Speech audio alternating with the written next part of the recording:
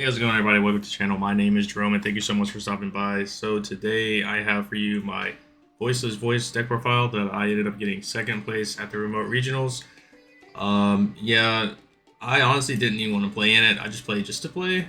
I wasn't expecting much, and I decided to play voiceless just because I really didn't want to do any heavy combos or anything like that. I just want to just have a chill day, relax, and play the game basically.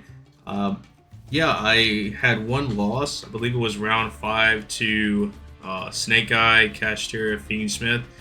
He was a phenomenal player. I mean, I could tell that he was very skillful at the game. I mean, he was playing combos that I never even thought of when I played the deck. So like, he cooked me. He deserved it. But yeah, other than that, I had pretty good games. Honestly, I don't think in that tournament, I don't think I had a single 2-0 victory. I think every one of them went to game three. But yeah, it's a very standard list, and it was only 7 rounds, but it's a very standard list. It's 41 cards in the main, and yeah, I think I'll only play like maybe two cards that a lot of people are deciding to cut or whatnot. But yeah, I'll just go ahead and get into it for you guys real quick. So yeah, the standard three lows, the three Sephiras, and then the one Cerevis. So this is the one that a lot of people are cutting. I even played the deck without it as well. I didn't like it because I felt like its grind game was pretty much just like cut significantly. Like, because if you lose your blessings and is in the graveyard, you can't get it back. And this is like the only card that can really get it back. So I decided to put it back in. This is why the deck is at 41, is because I decided to throw this back into the deck, and yeah, it worked out great. It is a brick, but at the same time, it's I liked it. It worked out. And then for the rituals, the two Skull Guardians and then the two Shuravis. So this is the one that I think a lot of people are cutting out and putting in Pendulum Graph. I tried it out. The thing is, Pendulum Graph to me is just not that great of a card. Like, it's a spell negate, but at the same time, it I don't know. Like, I would rather have another Shuravis, because being able to maybe open up one of these is just really good, knowing that you can protect your normal summon. And when I was only playing one Cerevis, I found myself getting hit by Imperm and stuff like that a lot more. So I decided to take out the Pendulum Graph, go back to Cerevis, and yeah, I like the feel of it more than the Pendulum Graph. Rest of the monsters is obviously the three Diviners, the Trias, and I did play the Maximus. I wasn't playing this build. I actually had like another build that I wanted to play instead of this, but I figured if it's going to be a bunch of hand traps, I'm just going to go this route instead. I will share that other build with you guys at a later date once I see if it works or not. But yeah, I just decided to stick with this one instead. And then for the hand traps, I played 3 Ash, 3 Nib. I think I played like 12 hand traps in total. I'm not sure. But yeah, Nib went hard. If you're not playing Nib in this format, then you're just, I don't know what you're doing. You need to be playing Nib 100%. Whether you're main decking or side decking it, it needs to be played. Next is the spells. So we got 3 barriers, the 1 blessing, and then the 2 radiance. I used to, when it came to side decking, I used to take out one of these, but honestly, I stopped doing that and I just let both of them in, because there's a lot of times where if you take out just one of them, and if you hard open the one of, that just kind of like makes your Saphir and your pre-preps just automatically dead. So I decided to just always keep them 2 in at all times. So yeah, Blessing is OP. This card is insane. If it was for Blessings, I would not be playing this deck. 2 preps, 3 Nadir, and obviously the 1 Pot of Prosperity. Insane. I know that it can conflict with the Nadir stuff and whatnot, which, funny enough, it actually did happen where I did the Nadir, and I sent, I think, Garura, and for my draw, or I think I sent Ferrojeet. I sent Ferrojeet because I already Dominus Purged. So I did Ferrojeet's effect and I drew into the Pot of Prosperity, and I was like, well, that's kind of sucks, but it is what it is.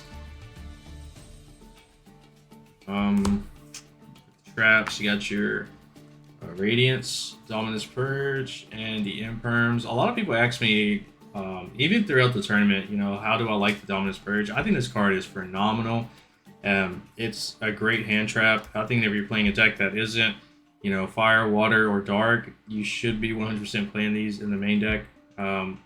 I've been noticing that a lot of people have not been talking about other decks that can utilize this. A lot of people just immediately just think voiceless voice, but I'm gonna just throw you onto another deck that can absolutely abuse this, and I have not been seeing anyone talk about this deck.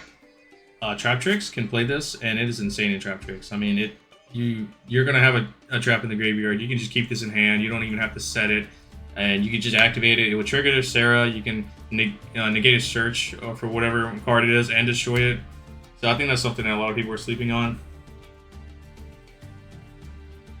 And for the, I guess for the extra deck, pretty standard. Anima, I think, believe it or not, I think Anima was the only monster in the extra deck that I summoned throughout the entire tournament. I don't think I summoned anything else. I think I summoned Dynamondo.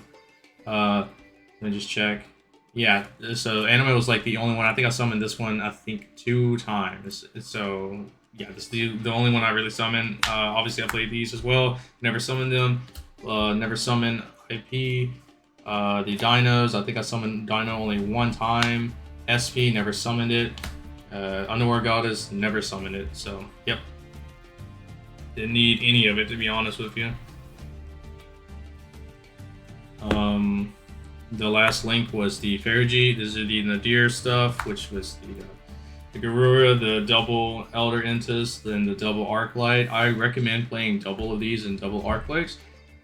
There was a time where both of these actually did come up in one game. Same thing with these. And like there was literally I was stuck. My opponent wasn't really drawing much, and I only had like a Maximus. And so for 2 turns, I was able to do Maximus effect to like get things going. So that actually happened twice throughout the tournament. It happened once against Live Twin Sprites, and then again later on against Snake Eye Fire King. For 2 turns, I sat on Maximus, and I just did Maximus effect twice. So then the last card was the 1 Chaos Angel. Never made it. There was a chance for me to do it, but I opted not to just because I figured I didn't really need it at the time. I had like a Druid's Worm, and I was like, man, it doesn't matter. Like, I don't really care that much about the card. Can't target my stuff anyways. Side deck, 3 Drolls, absolutely horrible card. I would never play this again. This card just sucks, man. Like in theory, you think that it would do good. I side decked this in against the first Snake Eye player, the one that cooked me. Yeah, I drolled him, and it didn't matter. He literally activated the planet, pressure plane. He added Fenrir, and then I drolled him. Didn't matter. He full combo, did whatever he needed, cleared my field, literally cleared everything, and left me with the Serapis in my spell and trap card zone, and I'm top decking, and I'm just like, bro, you got it. Like, it's so terrible card. I would not play these again. This could be, I don't even know, like any other kind of hand trap you can think of. These were useless. Pendulum Graph, never side decked it in. I only side decked it for like Branded or like Runic, literally just like primarily just those 2 decks. Even when I played against the I matched Magic Spectres, even playing against them, I didn't even side deck it in. I don't know. It's not that great of a card, I don't think.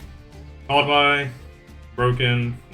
Both times I opened this was literally game, and both times I called by was Ash. So broken card. You can main deck it if you want, but I think it's better going for being a side deck. Triple Dark Rulers, never side decked them in. Triple Cosmic, side decked them in every time, never saw them. Judgment, if you're seeing this, you're automatically winning, and there can only be one. If you're seeing this, you're probably also automatically winning as well.